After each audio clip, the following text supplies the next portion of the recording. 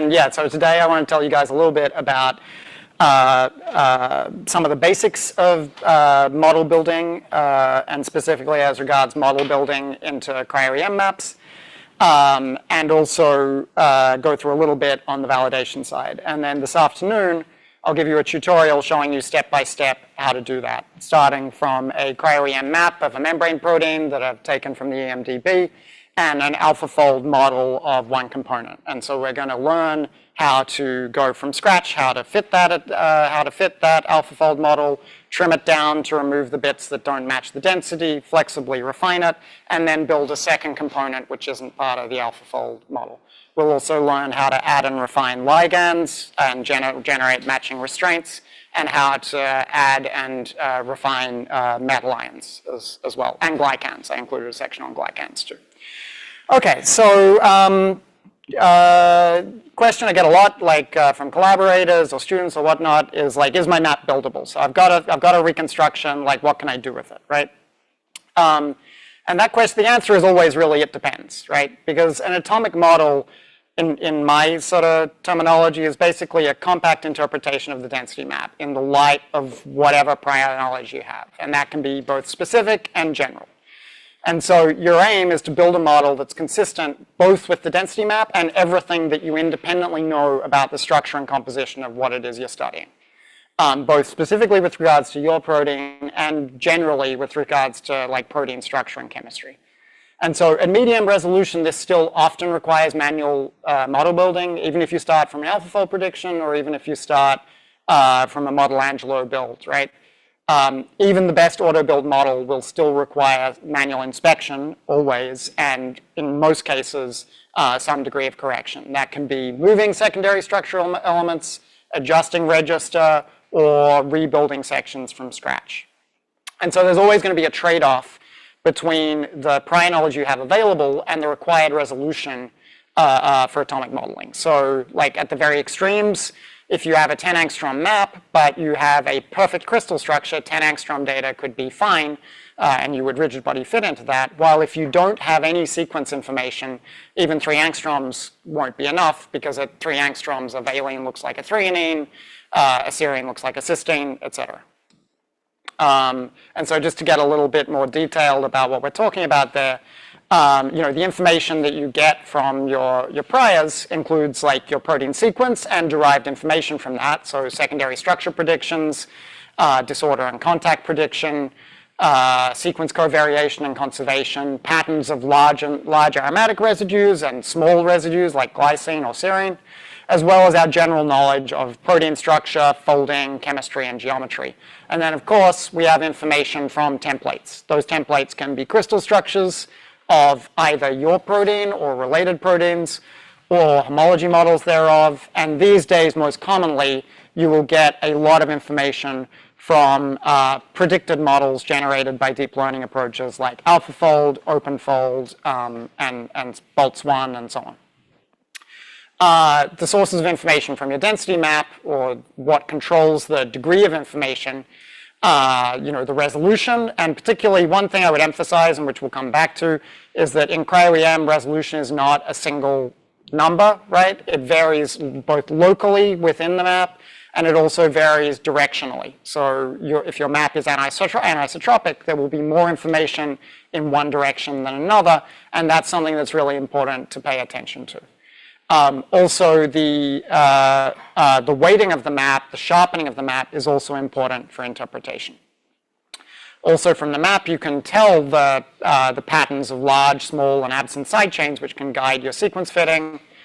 And another thing that is important with regards to assignment of components is that in cryoEM, we don't have just one map. We will usually have a spectrum, right? Because we can perform 3D classification, and we have often conformational or compositional heterogeneity, we can often separate out things which can help us with atomic model building. So that could be classifying out a state that does not have a subunit bound, and by that mechanism being able to identify what that is. Or it could be collecting multiple different data sets, so let's say an apo and a holo, in order to confirm assignment of a subunit. Putting all that together using a number of different software, usually Chimera or Chimera X for initial fitting, and then COOT and or Isolde for flexible fitting, we can then generate an atomic model, which, if possible, will be a unique model, or sometimes an ensemble, that agrees both with our density map and any priors we have. It's not always possible to be unambiguous in every region of the model, and so we need to think about ways to specify and codify that ambiguity. So that could be assigning residues as an unknown residue type to specify that we don't absolutely know what residue is there, or the old school way would be to provide a C alpha only model, although we don't typically do that these days. The other things we'll cover, validation, how to identify, analyze, and fix errors, cover a bit on ligand identification and assignment, and yeah, that's basically it. Okay, so as mentioned, at atomic resolution, you can see everything, you can see all the atoms, even without prior knowledge of the sequence, while at very low resolution, if you have enough restraints, let's say, for example, in this case of the nuclear pore complex from cross-linking and mass spectrometry, you can build a decent model even at very low resolution. So it's all about the balance between the information you have available from your priors and the information that you have from the map. And usually we're somewhere in between those two extremes, where we're combining prior knowledge with inferences that we're making from analyzing the density map. And so to build a better model, we can either get more prior information, right, or improve our density map or part of it. And I'll come back to that as well. So when we're talking about validation, what are we actually talking about? So validation really, in my mind, is like verification. So what are we verifying? What are we trying to check whether it's true or not? And so in cryoEM, that can cover a number of different aspects. It can cover picking and 2D classification, whether your reconstruction is correct, what species is present in your reconstruction, how detailed is your reconstruction, and so on. And so that a lot of that applies to atomic model building as well. And just sort of some general principles to keep in mind with regards to validation in general, you should always be skeptical of your own data. So always consider the null hypothesis, right? Consider the possibility that the particles are not your protein, your ligand is not bound, and so on. And test those. Test, and test again. And ultimately, you should trust your eyes. So if you've generated a 3 angstrom reconstruction, but you don't see any side chains, you want to retrace your steps and see whether something went wrong in post-processing, masking, etc. So before you start model building, I would always try to get the best map that you can, and usually that is actually multiple maps. So I would usually build using multiple maps. So let's say you've got a global resolution of 3 angstroms. I would usually use one map that is filtered to the global resolution, one that is filtered to the best local resolution, and one filtered to, let's say, 4.5 angstroms, which will help to visualize connectivity and things that might be a bit more mobile. So I say filtering to a certain resolution. You can also get basically the same effect by tweaking the B factor, right? So sharpen it up a bit for regions that have better local resolution, and use a blurring factor for regions that have less detail at high resolution, but where you want to visualize connectivity. And we'll go through that in the tutorial. And I would try both. I would try multiple different approaches for post-processing. So try simple, like Guinea plot-based B-factor sharpening, and also try some of the statistical density modification approaches, like those implemented in Phoenix Resolve cryoEM. In cases where you have severe anisotropy that you cannot correct experimentally, you can try using some of the newer methods, such as deep enhancer, and there are also a couple of other approaches that use deep learning to try to fill in the missing wedge and correct anisotropy.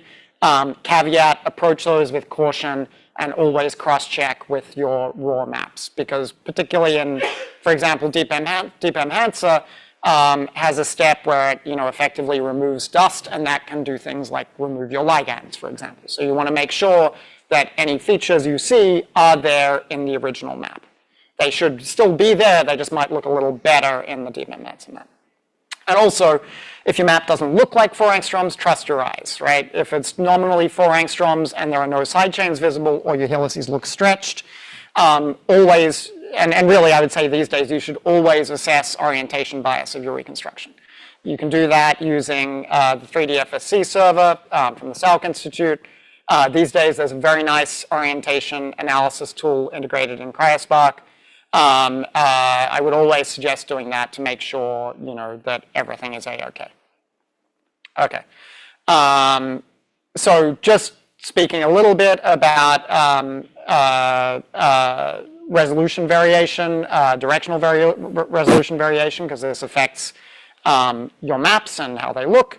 This can arise from preferred orientation, right, which you've probably already covered, where instead of adopting random orientations in the ice, your particles adopt a limited subset of those orientations. You can address this using additives, so like high surfactant detergents, by tilting your sample before collection, or sometimes computationally using classification, where you're discarding the preferred views and just keeping an isotropic spread. However, I would say with regards to those latter approaches, often the reason why you're getting preferred orientation is because your molecules are associating with the air-water interface, right, which is very hydrophobic and quite aggressive to your sample. And often that is associated with additional biochemical damage, right, particle dissociation, local unfolding. So I would always favor fixes that actually fix the underlying problem and stop your molecule associating with the air-water interface, which means finding additives that correct that, or sometimes identifying an alternative substrate for your particles to adhere to, like graphene or graphene oxide. The other origin of map anisotropy can be conformational heterogeneity, and particularly conformational heterogeneity that's restricted to one axis. So think about like a hinge-like motion in your molecule where your molecule is sort of bending around a hinge. That will generate anisotropy in the map, where the map will be much better resolved in one direction than the other. In that case, you can often correct that by local refinement, sometimes combined with classification. And so this is a talk on atomic model building, but I would always try to address these kind of issues before you get there. You don't want to build into a marginal map if you can relatively easily generate one that's better, that's going to be easier, and that will ultimately give you a better, more reliable atomic model. So this is what that looks like. So this is a classic case of hemagglutinin, the hemagglutinin trimer, which loves to associate end-on your grids. And you can see that although this map is like nominally 3.5 angstroms, just looking at the map, you can tell that that's not a reasonable number, right? All the helices are stretched. You don't see any side chains pointing out. You don't even see any kind of helicity to the helices, right? So always pay attention to what your map looks like. Okay. And then in this case, the authors were able to correct that by using a tilt. By collecting with, you know, a 30-degree, 45-degree tilt, you can fill in some of that missing space and get some of those orientations back. And you can see that by doing that, that map improves quite a lot. Okay, here's an example from the literature, right? And this is something that I'd pay attention to when you're also like not looking at your own samples, but when you're reading a paper, right? I would always advise, if you're reading a structural biology paper, look at the raw data, right? So for cryoEM maps, that means look at the map in conjunction with the atomic model, because the figures will not always give you the full picture, right? So this is an example of GPCR, published, etc. Looks fine in this orientation, but turn it around and you can see that everything is extremely stretched, right? And that can really hinder assignment, particularly of details, right? Like if you try to build a ligand into that, you're going to have a bad time because the ligand density is going to be very stretched and it's going to be hard to get an unambiguous assignment of whatever ligand you're looking at. And as I mentioned, there's some very nice tools to analyze this kind of information now built into cryoSPA. With regards to the second case that I mentioned, so restricted conformational heterogeneity, you can mitigate this using masked refinement. So this is an example from a class C GPCR, so it was the GABA B receptor, where we had, it's got an extracellular ligand binding domain that effectively hinges with the transmembrane domain. And you can see that in one of these views that we're switching between, that one, the map is very bad, right? And it's bad because it's anisotropic, because that domain is moving. It's moving backwards and forwards. If you then apply local refinement with a mask around that extracellular region, you can improve that map a lot, and it makes assignment of the sequence and building the atomic model a lot easier. So what I want to emphasize here is that you're always better to improve the map as much as you can rather than build in a map that is somehow marginal. You should integrate both approaches. You should integrate your cryoEM 3D reconstruction workflow with your workflow for atomic model building. They're part of the same picture. And just to show another approach, you can mitigate map anisotropy by classification. So we applied this on the anchoring complex, where we had a map where you can see that the density for this transmembrane component of band 3 is terrible. And this gives us, if we locally refined around it, it gives us a map of 4.5 angstroms, right? Which we don't want to build an atomic model into. It's going to be very unreliable. So we then classified that using 3D variability analysis to identify just the clusters where that element is better resolved. We redo global refinement, we redo local refinement, and then we get a map that we can actually build into, which is 3.3 angstroms and very nice. And we're able to apply that to all of the components in that molecule in the anchoring complex to get a composite reconstruction. One thing I want to emphasize about composite reconstructions and building models into them. Always remember that this is not actually how your molecule looks, right? You've artificially removed mobility from the molecule, because in this reconstruction, if you just analyzed, for example, the B factors, you would say, oh, these components in the transmembrane region are very rigid. They're not very rigid. They're moving around a lot. But it's convenient for analysis and for generating just a single atomic model that people can look at in order to treat it in this way. But you should always remember that in reality, it's not like this. Yeah? Could you explain the cluster analysis? So you focus on the domain that's very flexible, right? Yeah. And then, so how is it different from like local refinement? So it's different from local refinement in that we're effectively removed, because local refinement has a certain radius of convergence, right? And in this case, we've already done local refinement, but there are some of those band 3 molecules that could not correctly converge because there was just too much mobility to begin with. They were too far away. And so by applying 3D variability analysis, we can also do the same with classification without alignments. There are other ways to approach this. We use 3D variability analysis. We can identify the ones that were pretty well aligned by local refinement and then redo that local refinement in order to improve the fine alignment of those subparticles. But if you don't have enough, like you have just a few particles? Yeah, if you've got just a few particles, this won't work, right? So you can try to improve the local refinement. There are a lot of different ways to approach this. In this case, this was the way that worked for us, but it's going to be different in each case. Yeah? So in this case, would you actually do the 3D variability on the local refinement yes. map or on the whole map? No, this was on the local. This was after local refinement. With particle subtraction? No particle subtraction. Just a mask around the region that you want to analyze. Yeah. In practice, would you recommend creating a circular mask of a certain radius, or instead segmenting the map? No, it doesn't really matter how you create a mask so long as it only covers the region that you want to look at. So in this case, you could fit in a preliminary atomic model into that region and use that to create a mask, or you could segment the map. It's really up to you. Yeah. Is there any way to predict that bird orientation will occur?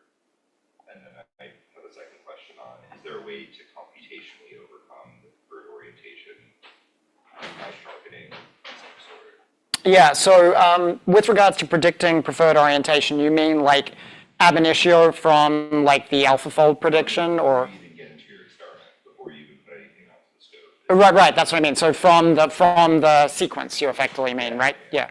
So not right now, although I do know there are some folks at the Flatiron Institute who are working on exactly that question, and I'm sure there are other folks who are working on it as well.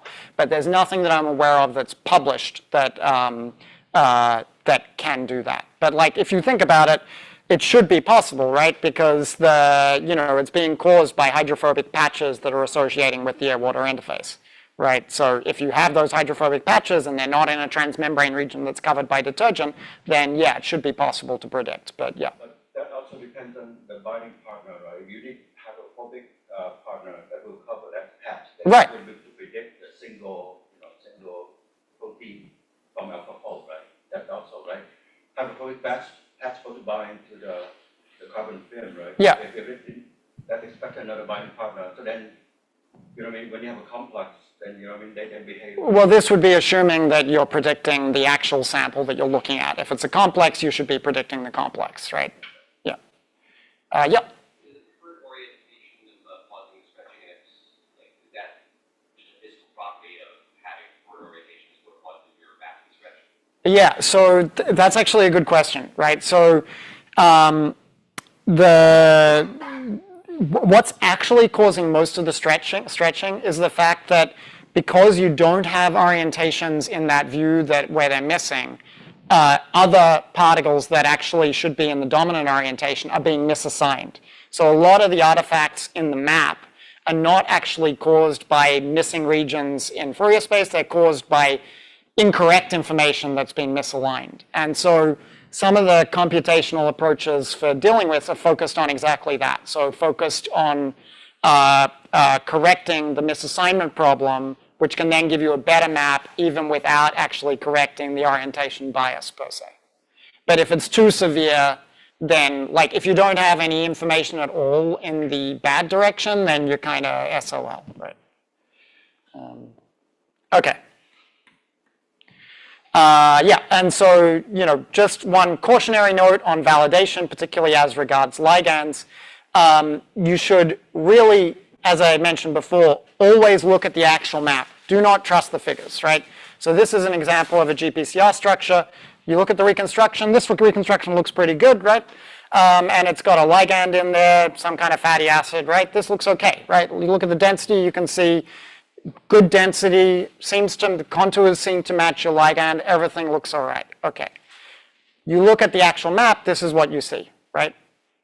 So the ligand is completely invisible at any reasonable contour, and the protein density in this region is anisotropic and broken, right? So how was that nice density figure made? It was made by carving the map around the ligand, right? Please do not do this, right?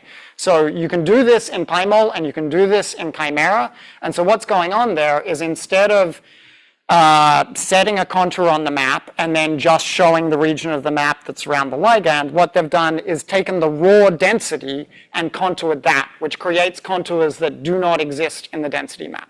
And that's very misleading. So please do not do that. You would always be much better to see to have it look a little bit ugly and to see like holes in the mesh of your ligand than show a perfect ligand that does not exist in reality. Yeah. Just like in crystallography, is there a way in cryoEM to do something like an emit map for the ligand? Sort of, yeah. So you can make a model map difference map. So that's where you calculate the density from your model and then subtract that from the cryoEM map to see, from your model minus the ligand, and then subtract that from your cryoEM map in order to see what remains, and then treat that as a difference map. That's something you can do, yeah. How can you do this molecule without the density calculated in the first place? They put it there. I mean, Without the density? well, there is density, it's just that the density is not sufficient to unambiguously support the placement of that ligand. Like that is where ligands bind in GPCRs, right? And I should say also in this paper, so they had a whole family of ligands and a lot of the other ones were modeled fine, right? Like there was no problem. It was a whole class of different fatty acids and most of them were modeled just fine, right?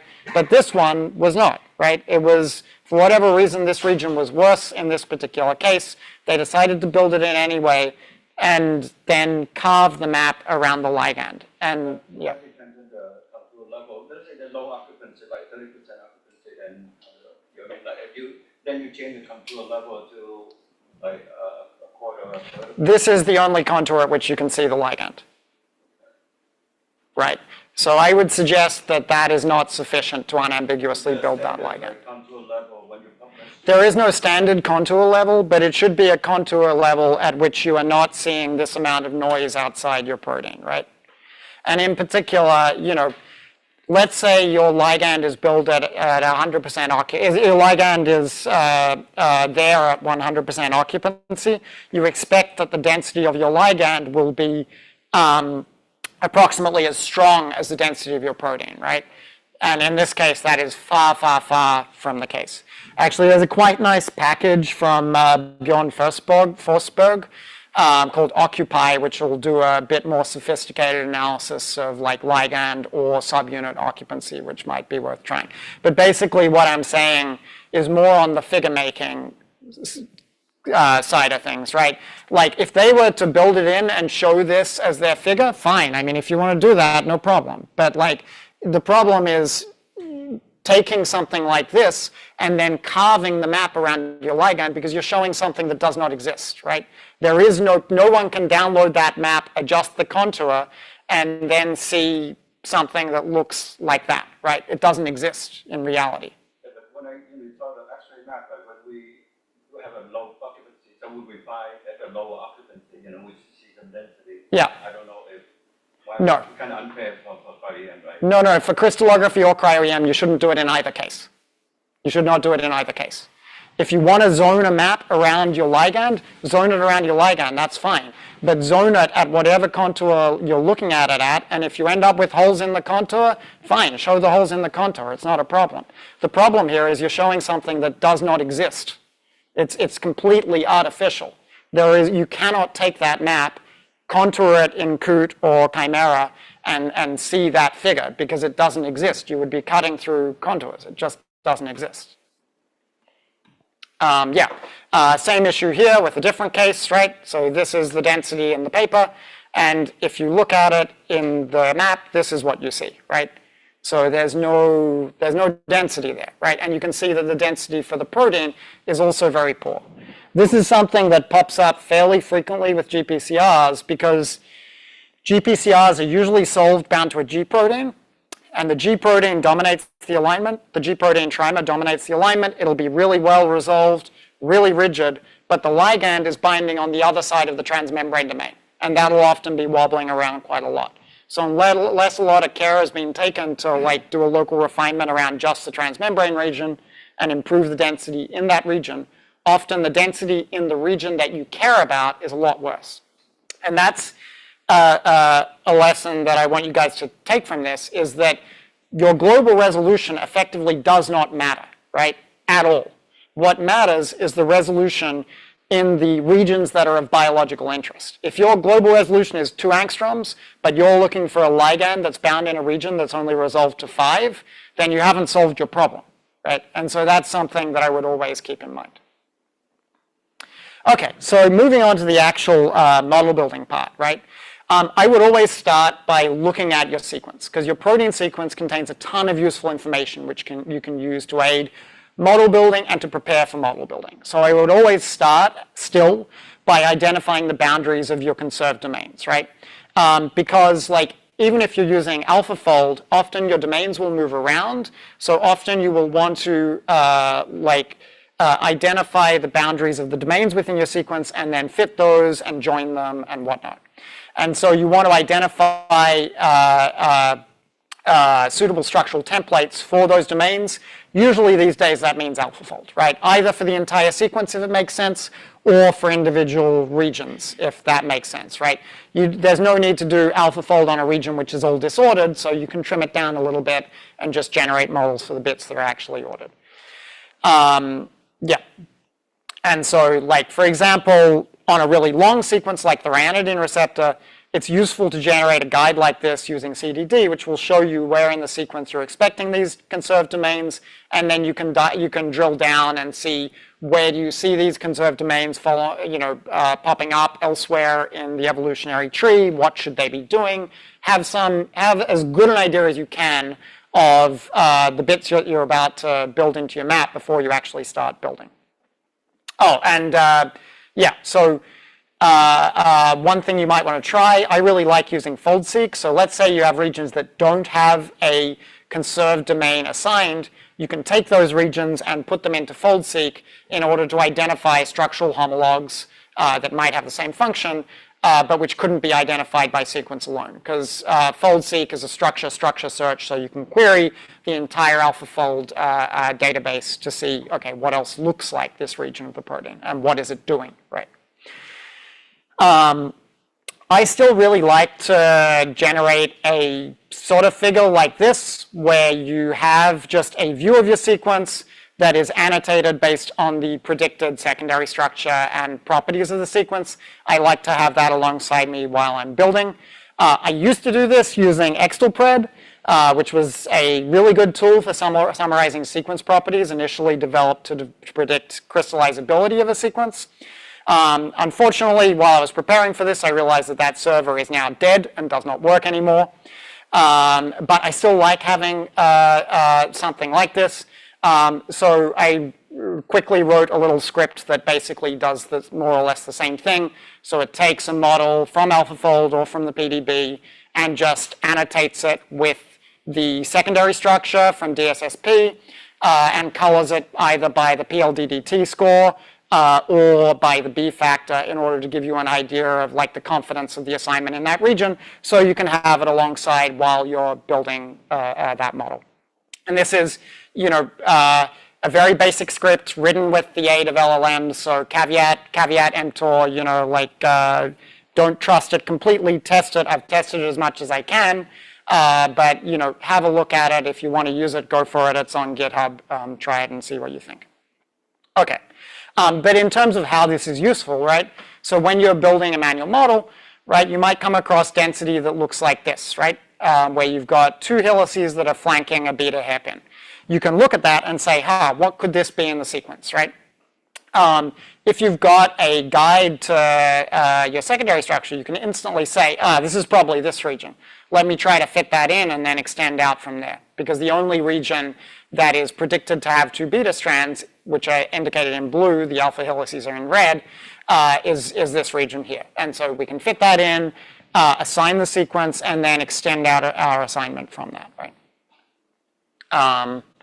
And that's the thing. Even before AlphaFold, even pre-AlphaFold, secondary structure prediction was around 80% accurate residue per residue. So if your atomic model is consistently disagreeing with predicted secondary structure, either from AlphaFold or just from sequence-based approaches, you want to look at it very closely and check that something hasn't gone wrong. Okay.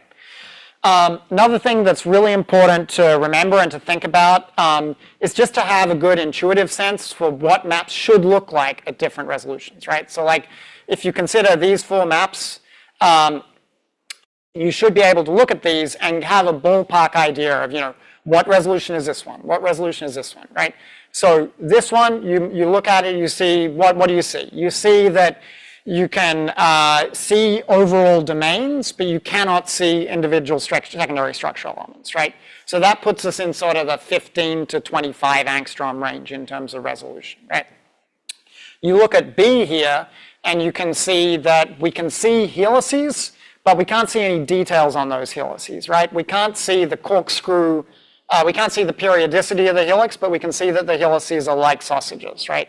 And we can't see individual beta strands or anything like that. So that puts us in sort of the 6 to 9, maybe 6 to 12 angstrom range in terms of resolution. When you start to see a bit of periodicity to your helices and you see really bulky side chains, then we're in the range of, let's say, 4.5 angstroms or better, maybe 5 angstroms or better, something like that, right?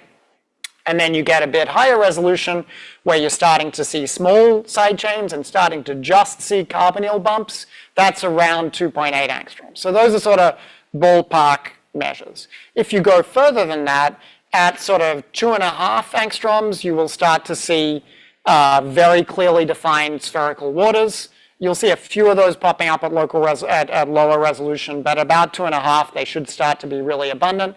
And you will also start to see well-defined backbone carbonyls once you get to 2.4 to 2.2 angstroms around that, I would say.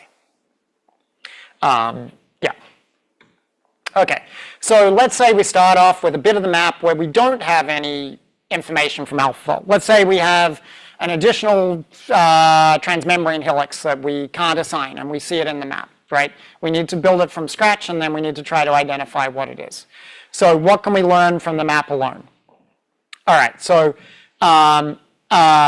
one thing to remember is that you should be able to tell just looking at this, there's something wrong with this helix, right? And what's wrong is that it's left-handed, right? It's not a right-handed helix. The reason why I mention that is because if you're performing a cryoEM experiment and you're starting from an ab initio reconstruction, you have an equal chance to converge on the correct or the inverted hand of your model, right? And if you're at like 2 angstroms or 3 angstroms, that's going to be super obvious. If you're at 4.5 angstroms, it might not be so obvious. So something to always remember is to double check that. Make sure you've got the right hand before you start anything, right? The next thing to have a look at is what direction is our helix pointing, right? And there's sort of a useful mnemonic here, which is that alpha helices are like Christmas trees, right? And they're like Christmas trees insofar as the side chains should be pointing back towards the base of the tree, and the base of the tree is the end terminus. So your side chains are like the branches with baubles that are pointing down towards the end terminus of your helix. And so based on that, we can suggest that this helix probably corresponds to a situation where the end terminus is up. Okay. Just a brief divergence on, side note on types of alpha helices. So you think about helices, you think about alpha helices, right? And they are like 90% on a residue per residue basis of helices in the PDB. 3.6 residues per turn, and they've got to get this sort of fat circular cross-section. But what I want to point out is that there are 2 other types of helices which you should be aware of and you should think about when you're building. And the reason in particular to think about these, even though they're not so common, is because basically none of the structure building programs take automatic notice of them, so you've got to deal with them manually yourself. If you try to refine a helix in COOT and it's a 310 helix, it will force it to be an alpha helix, right? So you want to think about this stuff. So 310 helices are around 10% of residues, but they're much more common in certain classes of proteins, particularly in transmembrane proteins. So for example, if you're familiar with voltage-gated potassium or voltage-gated sodium channels, they will always have a 310 helix, which corresponds to the S4 helix of the voltage sensor. And that entire helix basically is 310. And so 310 helices have 3 residues per turn, so less residues per turn, different hydrogen bonding pattern. And if you look at them end on, they've got a skinnier cross-section that's also triangular. And so these can be tough to identify at low resolution, and that can lead to register errors. So you always want to think about, things are not fitting, I can't quite get this right, could this be a 310 helix, right? That's something to be aware of. The other, even less common type of helix, which does not occur as an isolated helix, but can be an interruption in a helix, is the pi bulge, right? So this is very rare, like a fraction of a percentage as a proportion of helical residues, but it occurs in about 15% of proteins, right? It's 4.1 residues per turn, and it has a I+5 hydrogen bonding pattern. And gives you basically like a pentagonal sort of cross-section if you cut through the pi bulge. You don't have this as an extended helix, but you quite commonly get it interrupting transmembrane helices. So particularly, this is pretty frequent in the S6 pore lining helix of some cation channels. You get it in TRP channels, you get it in the ryanodine receptor, you see it quite a lot. And it more commonly occurs when you have a lot of bulky aromatic residues in that region. So let's say you have an FFF. Yeah.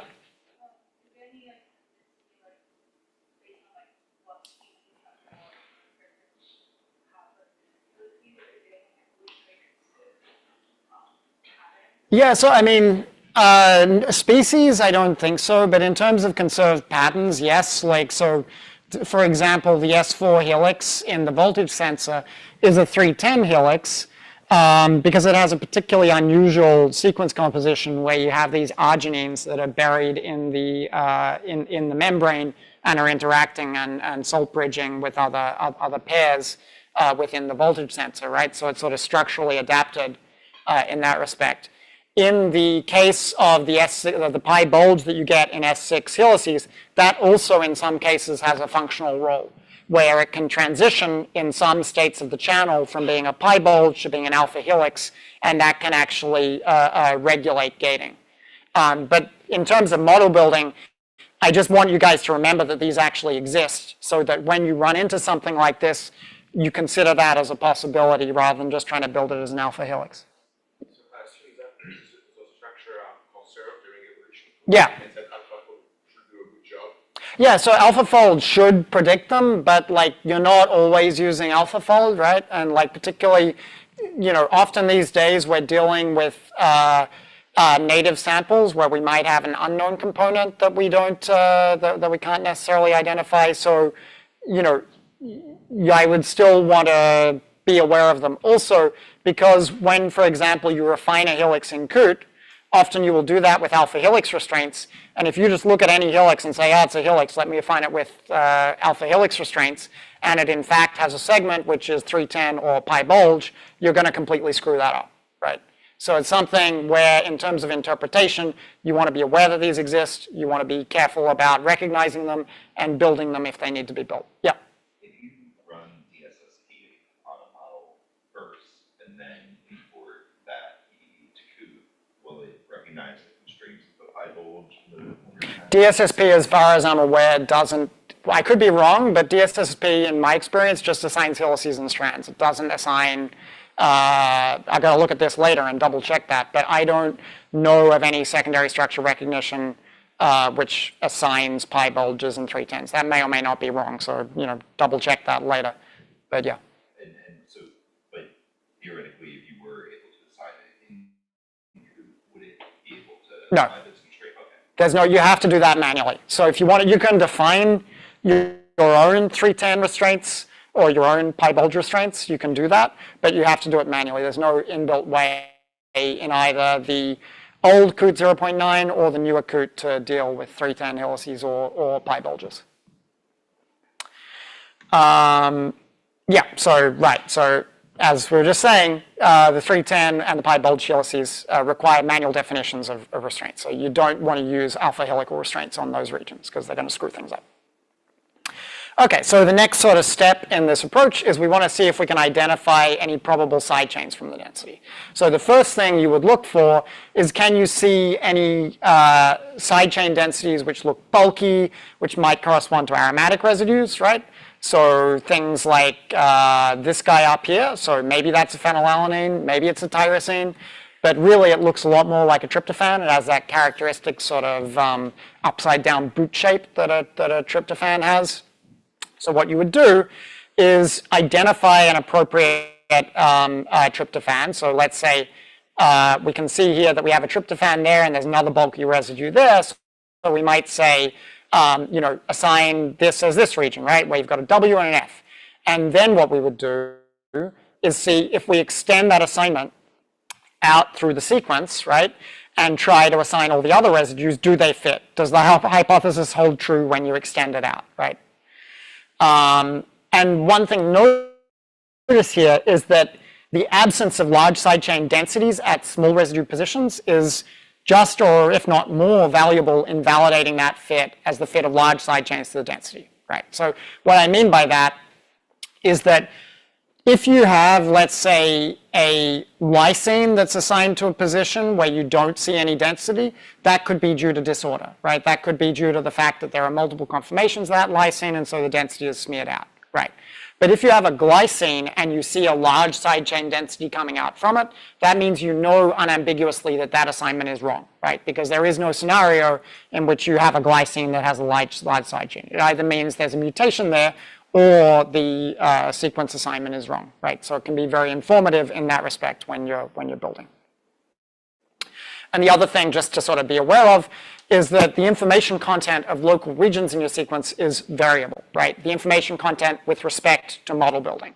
So if you think about a sequence like VT, VV, AASS, whatever, versus something like FG, AA, Y, W, right? You know, you should be able to tell which of those is more likely to be unambiguously identifiable from the map. Because at, let's say, 3 angstroms, your V's are going to look like T's, your A's are close enough to S's, So there are multiple different registers of that sequence which are going to look pretty similar, whereas this sequence has a very distinct pattern, a very unambiguous pattern of large residues and small residues that should allow you to pretty easily assign it unambiguously. And so recently there have been neural networks which have been trained to basically do that same thing, right? To recognize patterns of large and small side chains in the density and to build both nucleic acids and proteins into that density. It does a pretty good job. I'm not going to go through all the details, but this can really aid initial interpretation, particularly of large, complicated maps that have multiple components. And this is a really great starting point for model building. If you have a high-resolution map, you can generate near-complete models with good geometry. Difficult regions still require manual building at the moment, and your model will still require manual inspection and analysis. That's both for just getting a good model, but it's also for understanding, right? You want to be looking at every residue and trying to figure out what's going on so that you actually understand your protein, and so you can pick up things that may be missed by automated approaches. And sort of like I think the takeaway for automated tools like this is that these allow us to build better models faster and to focus on the really difficult regions and tackle harder, more complicated cases. Yeah. How did make it different from my body? How did I did different algorithm? Compared to Azoldi? Yeah, so Azoldi is a totally different thing, right? So Azoldi we don't use for model building. We use it for flexibly fitting a model that we already have. So Modelangelo is for building a model from scratch. Azoldi is a molecular dynamics flexible fitting approach for, essentially doing a physically realistic simulation of, let's say, a model from Modelangelo into a density map guided by the density map, right? After this. So that, Yes, that would be after this. Probably I would usually go something like AlphaFold / Modelangelo, Chimera, Coot, and then maybe Azoldi for a final adjustment. Because Azoldi still doesn't implement de novo model building. It's for taking a model that you've already got and then fitting that to the map. You can use Azoldi for X-ray structure. Oh, Modelangelo? You probably can. I haven't tried that, but if you convert your MTZ to a CCP4 map, I don't see why it wouldn't work. I haven't tried, but there are also a lot of other good automated approaches for model building that are specific to X-ray, which will iterate building of the model and then improvement of the phases, right? So I think you'd probably be better off using other approaches for building into an X-ray map. Because for EM, we have one map and the map's the map. For X-ray, a really important part of building and crystallography is the fact that as you build a better model, you improve your phases, which improves your map, and you iterate through, which allows you to build more, right? And you go through that process. So you really want automated model buildings that incorporate that approach. So things like ARP-Warp or Buccaneer, or there are a number of different approaches for that. There are probably deep learning approaches for that now, although I'm not as familiar with those in the X-ray part of the world. Okay, so how to deal with uncertainty. So you're always going to encounter situations during model building where you can't be certain of the local sequence register. So let's say you encounter a region that's at 4.5 angstroms and it's not directly connected to another region that is better resolved. So what should you do when you can't be certain of the local sequence register? There's not really a clear consensus on this. My suggestion is to assign the residue code as UNK, which indicates that it's an unknown residue but gives it the geometry of an alanine. And then I number it to the best guess value for the sequence number. It would be helpful to have a more granular way or a better way to convey uncertainty, but this is what I do for now. The other main source of ambiguity and also discussion in the community is what to do if you can't see your side chains, right? Should you only build the side chains that you can see in the density, or should you place them all because you know they're there, right? There are multiple different views on this. Like the former approach might sound more conservative, right? I'm only going to build what I can see, but that can hide errors during validation, because if you cut off all the side chains that are pointing into the hydrophobic core of your protein, you're then not going to be able to calculate clashes between them, and it'll look like you've got great geometry when in fact there are implicit clashes that you're not taking account of, right? I would say either approach is acceptable. Just be consistent and preferably document whichever approach you're taking when you're writing up the structure. And there are long discussions of the merits of both of these approaches on the CCP4 bulletin board, and probably these days on the CCPEM bulletin board as well. Okay, so thinking about analyzing your data. So one thing you want to think about is making sure, like we were talking about with ligands, you want to make sure that your ligand or your subunit is actually there. For this, it's really useful to calculate density maps, difference maps rather, which can be really useful even at very low resolution. And so you can use these like map difference maps between an apo and a holostate to verify the binding of a protein component, or like the position of an epitope or motif by using a FAB plus minus difference map. And at higher resolution, you can use the same approach to verify binding sites of ligands and ions. So like this is an example from the 90s where difference maps at 40 angstroms were used to identify the binding site of calmodulin in the ryanodine receptor. And having done this at much higher resolution, those assignment locations actually hold up perfectly, like they're spot on, even though this was at extremely low resolution. So this can be a very powerful technique for making sure that things are bound where you think they're bound. And, you know, prior knowledge can come in many forms, and you should use any and all to guide model building. So in this case, when we were building the initial structure of the ryanodine receptor, this was at about 5 angstroms. We were really lucky because we had one class where it was missing one of the 4 subunits of the tetramer. And that allowed us to assign the subunit boundaries of the protein, which were otherwise difficult to tell, because this is a protein of 5,000 amino acids that forms a 20,000 amino acid tetramer. And so it was difficult to tell, you know, is this bit the subunit? Oh, sorry.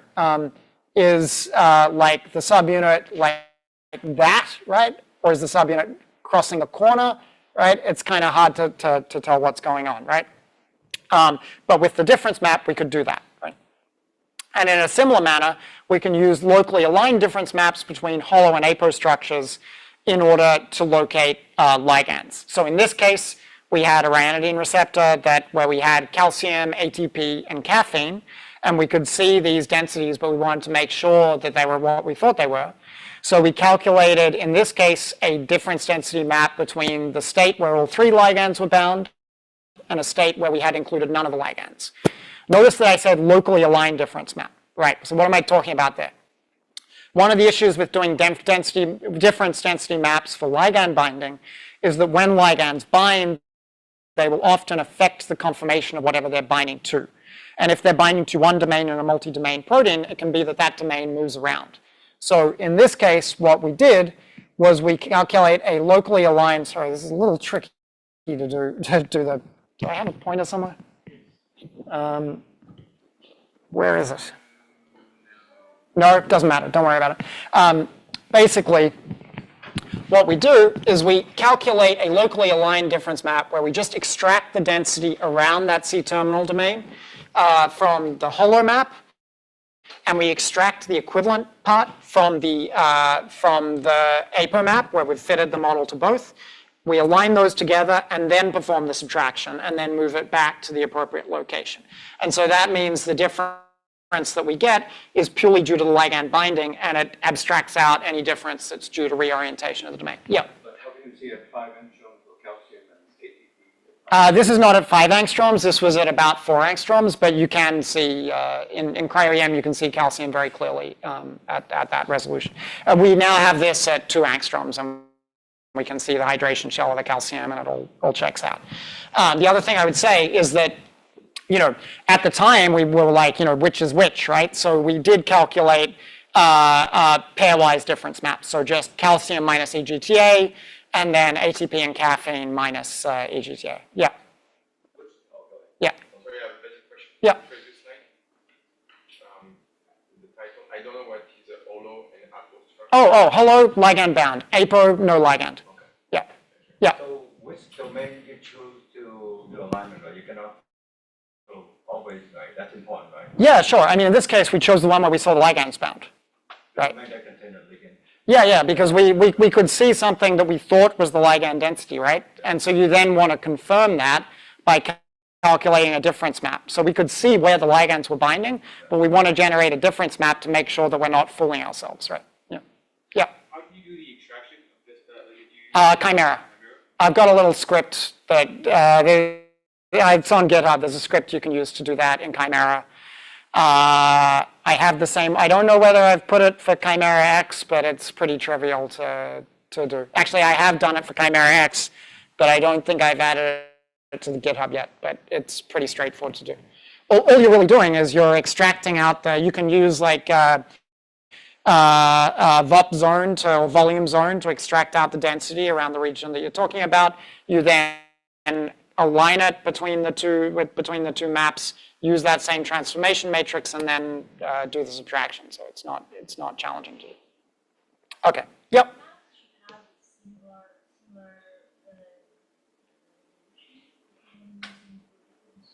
Single resolution or similar resolution.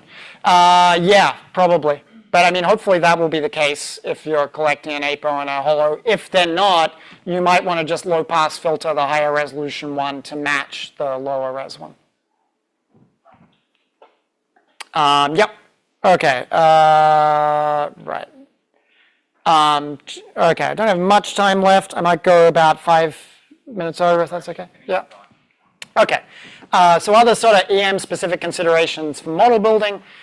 We don't have the sort of unambiguous sequence markers that you have in crystallography, so there's no equivalent of selenomethionine.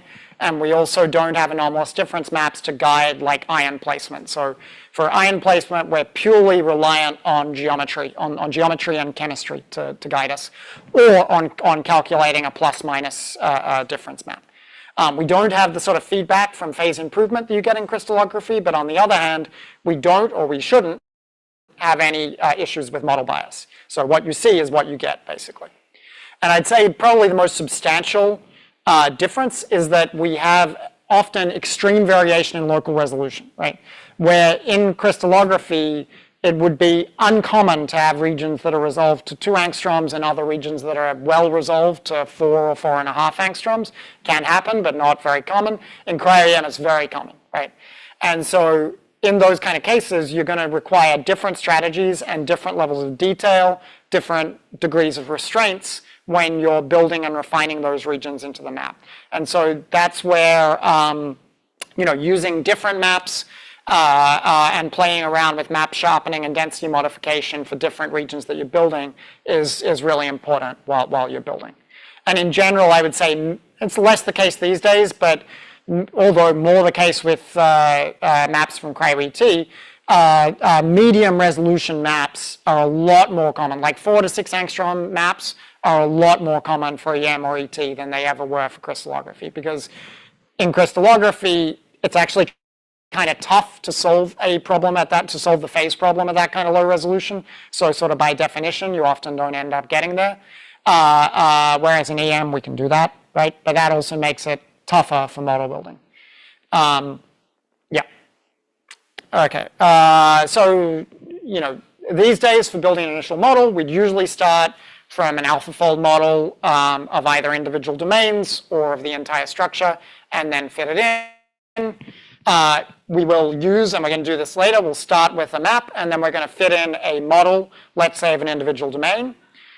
So we move it to the location that we think it ought to be, just to save computation. And then we can apply a global search where we effectively do like a real space molecular placement in order to identify the appropriate location of that model. So you can do that using FitMap in either Chimera or Chimera X. Yep. So this is rigid body fitting. This is rigid body fitting, yes. And you refine real space refinement in this? No. I mean, real space refinement, yes, but rigid body. The flexible fitting we do in COOT. Right, but real space you would do in like Phoenix or where do you do? Well, so later, yeah. So after you've made a complete model and you've done all the manual model building, then yes, you can refine that entire model in either Phoenix or ServalCat. ServalCat I quite like as well. ServalCat is part of RefMac, or rather it's a variant of RefMac for EM maps from Garib Murshidov's group. But in this case, just to get that initial alignment, we'll use FitMap with global search. You can do this in Chimera. You can also do it in Chimera X. Later today, we'll do it in Chimera X. And what you hope you're going to get is something where you have a clear separation between the top solution and the bogus incorrect solutions. And when you look at that, you can hopefully see that, just by inspecting it, that this is correctly fit and that there's an unambiguous fit of this model to the map. One sort of side point that is specific to EM is that you should always make sure that your voxel size is well calibrated, because when you're collecting X-ray data, for example, we know the wavelength of those X-rays very, very precisely. So we know that the scale of the resulting map is going to be pretty exactly correct. In cryoEM, that is not the case, right? Unless the voxel size has been pre-calibrated using a crystal structure, ideally, against a standard sample. So let's say a data set at the same mag on same scope has been collected for apoferritin, and that has been calibrated on that basis. It can be off by quite a bit, right? It can be off by between like half and sometimes up to 2%, right? And you're not going to notice that when you're building your structure, because those errors in magnification will be soaked up by restrained refinement of bond angles, bond distances, and so on. So locally, it won't make any difference. But what it does make a difference to is for the community. If you have multiple groups solving structures of different conformations of the same protein, and then you try to compare them, and they're 2% off, then you're going to get something that looks like, oh, my protein is expanding like a jellyfish between these two different conformations. No, it's not. They're just built at different magnifications. And so that can lead to artifacts in comparing conformations of that protein, right? This is an example for the ryanodine receptor. I've seen this in many different cases, right? And so like if you just looked at this and you didn't know, you might say, oh, these are two different slightly different conformations of the same protein. They are not. They have the same map, just rescaled, right? And so what you can do to correct this is, if you've got crystal structures of a part of your protein, so like let's say in this case we do have crystal structures of this part of the ryanodine receptor, we can use that internally to calibrate the magnification. We can do that by fitting in Chimera or Chimera X at a range of different nominal voxel sizes, and then measuring the correlation between the model and the map after fitting and plotting that. And that's what you see over here. That's that, and you see a very clear distinction between the initial original magnification or the original voxel size and the correct optimal voxel size. We can do this manually. This is now also implemented as a little script in Phoenix. So in any recent version of Phoenix, you will have phoenix.magref, which can allow you to do this automatically. And this is something to be aware of when comparing structures. These incorrect voxel sizes are pretty common in deposited maps, so be aware of that when you're doing comparisons and adjust if needed. Yeah? So this will so you have the wrong voxel size. So it's correct for that, right? So you don't need to worry about a voxel size for both structures. You just use it, that will correct for, right? So this is for correcting, so like Phoenix.magref is for correcting, let's say you've got a map, and you've got a crystal structure, you want to adjust the map to match the crystal structure, right? Yeah, it's not going to correct between two different maps. You want to correct both of those maps to the same basis, right? Same scale. Same scale, Okay. yeah. If you correct the map after you already determined, like you already modeled it, you'd have to go back. Yes, you would have to re-refine the model. Yeah. Yeah. You see this sort of phenomenon happening with your RMSDs, your one. You don't, so if it's extreme, then you might pick it up, right? But if it's pretty small, you won't notice it because, Spread across everything. yeah, it's spread across everything, and like locally you can adjust a helix just a tiny bit so it's fine, or bend it a little bit. There's a lot of play in those kind of measures. Yeah. Once you understand your new voxel size, Yeah. can you then go into CryoSpark and change it so that for every job that you run after it changes the voxel size? Yeah, so there's a couple of, yeah, that's a good question. So in terms of how it affects your processing workflow, there's a couple of different things to think about there. If it is very extreme, right, if you're off by like 2% or more, then you probably want to go back and do at least some things from scratch, because that wrong voxel size also affects your fluence estimation, right, your dose estimation. It also affects your CTF estimation, because all your defoci are going to be wrong by a little bit, right? So if it's off by a significant amount, you might want to go back and redo at least from CTF estimation. If it's off by like 0.5%, you can probably just adjust the final map and not worry about it, but yeah. Yeah. If I would just read a random paper on one structure that I don't really know, how do I know this is incorrect? You don't. But you can. But if there's a crystal structure of part of that protein, you can have a look at that. And actually, if there's no crystal structure, you can use an AlphaFold model and do the same approach. I wouldn't like take that to the bank, but I've tried it with a few cases where there's both a crystal structure and an AlphaFold model, and it seems to more or less check out for the cases where you do have both. Yeah. We need to do this if you collect the data on the facility that they calibrate. Never trust anybody. No, I mean, like, yes, you should always ask your facility what they're doing in terms of calibration, but I would also do your own checks there as well, because you want to check when it was calibrated, how long ago it was calibrated, and also if you have a crystal structure of part of your protein, like, just do it yourself. It takes like 5 seconds. It doesn't take long. So, but like, this is not, facilities do this, right? And they do a really good job of it. But if you're collecting at multiple different facilities, multiple different microscopes, you want to know for your data that everything is good, you know? Yeah. NMR I know nothing about. I mean, nothing that I can, that would be informative in this regard. I'm not sure what you do with NMR data. I mean, I know what you do with NMR data, but I don't know how it would pertain to this exactly. Any other questions? No? Okay.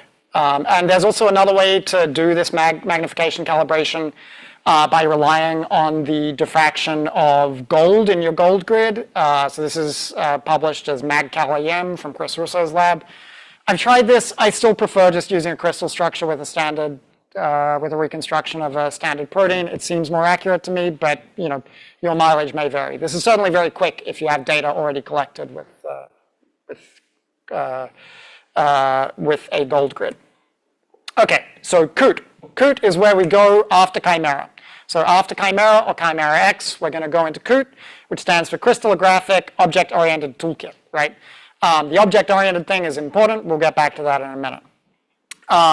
So this just provides a simple, intuitive interface for building and manipulating, so like for real space refinement, flexible fitting, of your atomic model in your density map, and for building new parts that weren't in the initial template. It's very lightweight, low computational requirements, and the thing that I really like about it is that it has an extensive API, right? An extensive scripting interface, which means it's really easy to script or modify using your own Python scripts to make it do what you want to do. I've written a bunch of these scripts. You can find them at COOT Trimmings. We're going to use them later in the tutorial. And same for Chimera as well. Chimera is also very, very easy to script and to modify, and I've written a bunch of extensions for that to show you what that looks like. Here is Chimera with some of my shortcuts, just to make things sort of easier for dealing with like EM maps and for navigating around EM maps and so on. Again, we're going to take a look at that later in the tutorial. So that's fine. You can do things like really easily like clip the view, move around. It's just convenient stuff. It doesn't change any of the underlying functionality. It just makes it easier for dealing with atomic models and maps. Right? And later in the tutorial, I've included this in the tutorial so you can have a look, see if it works well for you. Okay. In terms of scripting, this is what I mean. So you might look at this and think, Python, lots of stuff going on here. Actually, all of these functions that are being used are included in the COOT API. So you can easily just write your own little script to hook together a bunch of these functions in order to make them do what you want to do. So a lot of prepackaged functions that you can just connect together in a script. And so this is useful, for example, for, like, I wrote these when I was dealing with the ryanodine receptor, which was really long. It was a lot of manual model building. And I was basically getting RSI from all the manual manipulation in COOT. And so by writing little automations to make things faster and easier, you can just make your life easier. And the thing is that a lot of those will be things that you want for you. Maybe nobody else wants them, but you do. So you can just build it to work to your specifications. Yeah.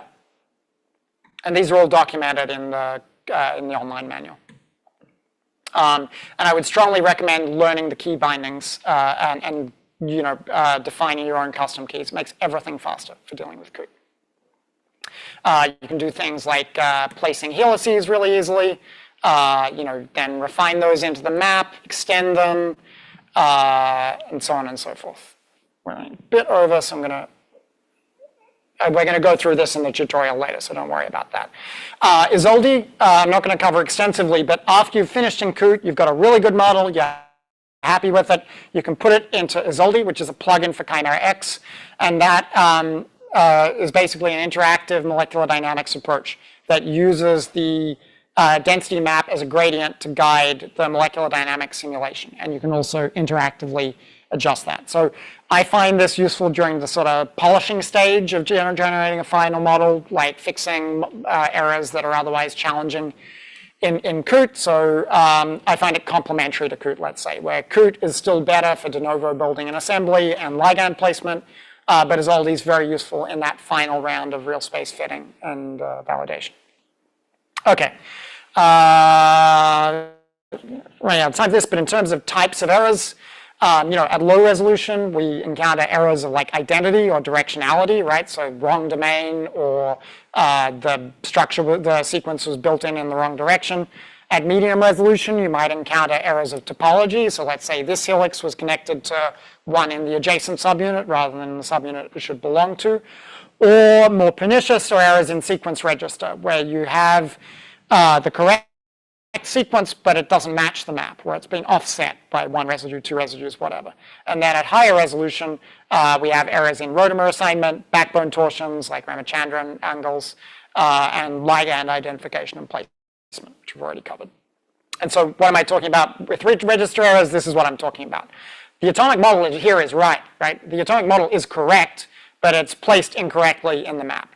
So you can see that like this phenylalanine should be over there. The whole thing is just offset. That's a register error. You correct that, you correct the register, you get a better model that matches the map. So for identifying and correcting these errors, and just generally in terms of how to think about this, I would always strongly recommend to analyze as you go. So do sanity checks on chemistry, non-bonded interactions, surface composition, while you're building. So use mole probability to analyze clashes, and use Chimera X, or PyMol to check for things that are unusual or that don't make sense. So things like buried polar residues or exposed hydrophobic patches. And always monitor agreement with secondary structure and disorder predictions.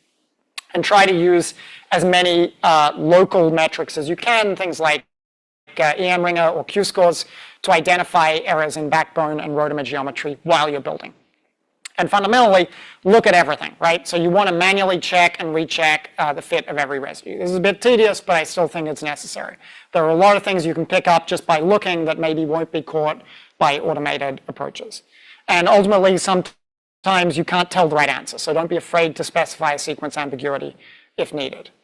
And global metrics like half map, model map FSCs, useful to analyze like overfitting during refinement, but like in most cases they don't tell you a lot about the local correctness of the model. So I would really emphasize, use global metrics, fine, but really the ones that matter, in my opinion, usually are local metrics, right? Like check all your local metrics to make sure that there are no, because just like we said with ligands, what we care about is the model right in the areas that matter, right? It should be right everywhere, but particularly, is it right in the areas that matter?